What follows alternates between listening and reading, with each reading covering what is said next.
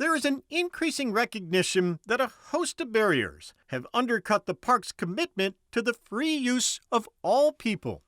A new documentary premiering next week here on Mountain Lake PBS tells the story of some of the individuals and organizations committed to the opening of the Adirondack Wilderness to underrepresented groups who for years have felt excluded. In 1892, New York state lawmakers established the Adirondack Park, which set aside a network of forest preserves and declared that they be forever reserved for the free use of all the people. An important conservation achievement. In recent years, activists, educators, and policymakers have questioned whether this vast collection of forever wild preserves, residential communities, and private lands has ever lived up to this democratic ideal. Adirondack history has long centered on the experiences of Euro-American settlers taming and conserving the wilderness. And yet, the tapestry of human experience in the Adirondacks is much more rich and complex than this single thread. The Adirondacks are more than a success story of wilderness preservation, but also an indigenous homeland. We also celebrate the Adirondacks' experiment with multiracial democracy. In 1846, you can't vote if you're black unless you own $250 in real estate, in land. And overwhelmingly, this law has effectively disenfranchised an entire potential black electorate in New York. So Garrett Smith, he gives away in that year as much as the 120,000 acres to 3,000 free black New Yorkers. So it was an amazing experiment. I've mapped out where every single lot was, and when you put all of the lots together, about half of Franklin was black-owned, and about half of North Elba. But there is another side to this story.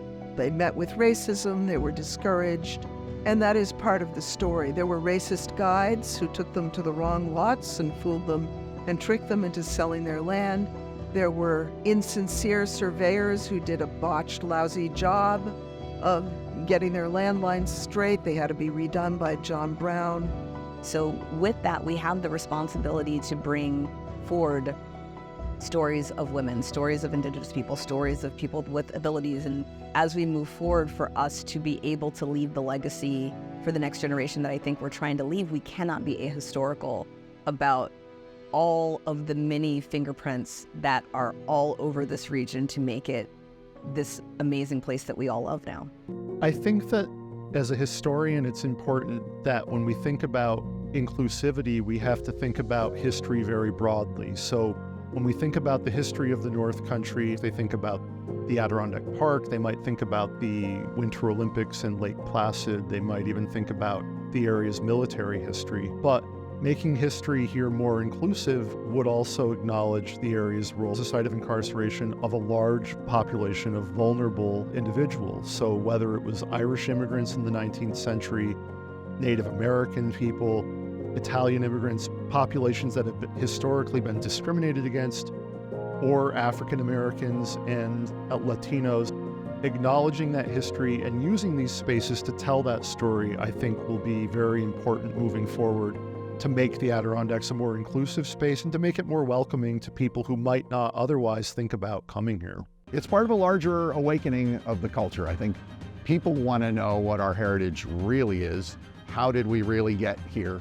Who are we really as Americans, and in this case, as Adirondackers?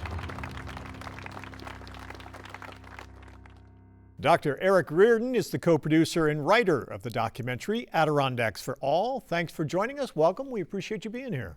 Thank you so much, Tom. It's my pleasure.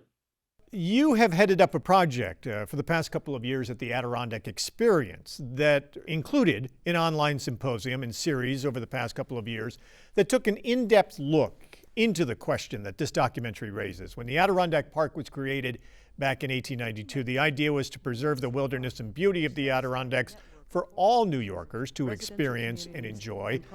But did that really happen, or over the past century, was it more select groups of people and communities that benefited from the preservation and the conservation achievements within the park? For a long time now, activists, policymakers, conservationists scholars. They've been looking at the degree to which wilderness, national parks, public lands intersect with this issue of environmental justice. And as you alluded to, the park was created, Adirondack Park was created in 1892 with the explicit purpose of being a space that would be forever reserved for the free use of all the people. It's a very democratic ideal that is worth striving for and worth reaching towards, but also recognizing and confronting the ways that we haven't lived up to it. And so there is an effort on the part of organizations across the Adirondacks to try to figure out the ways in which the history of this region can actually support the ongoing work of making it a more inclusive space, of making it more accessible to all the people of New York State and beyond, but confronting the elements of our history that undercut that work as well. And so recognizing that this is a space with a deep indigenous history associated with it.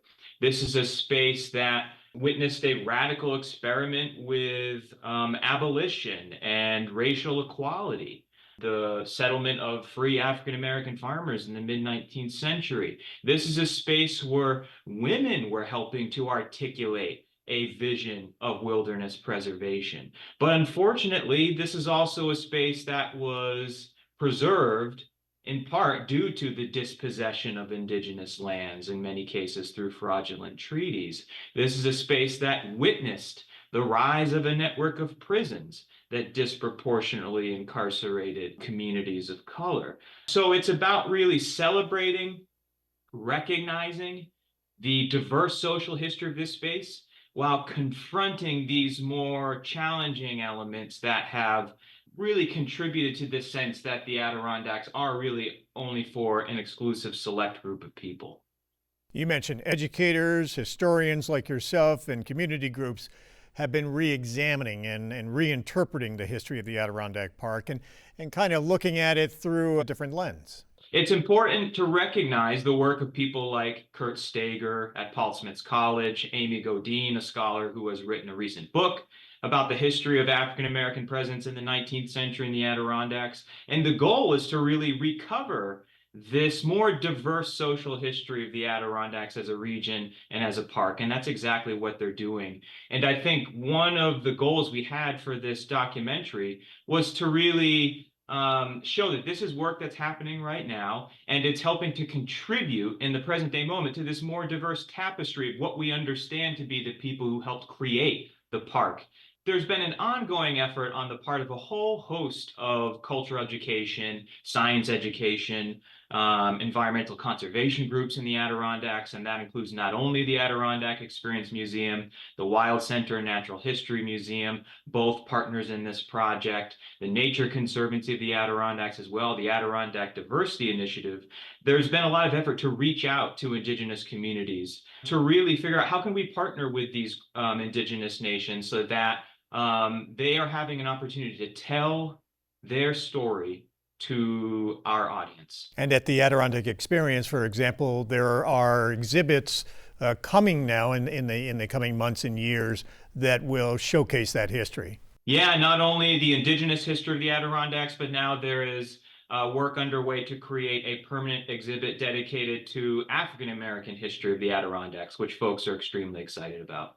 And you and Paul Frederick do a wonderful job of weaving this story together into a wonderful documentary. Erik Reardon, thank you very much for taking the time to be with us. We so appreciate it. Thank you so much, Tom. It was my pleasure.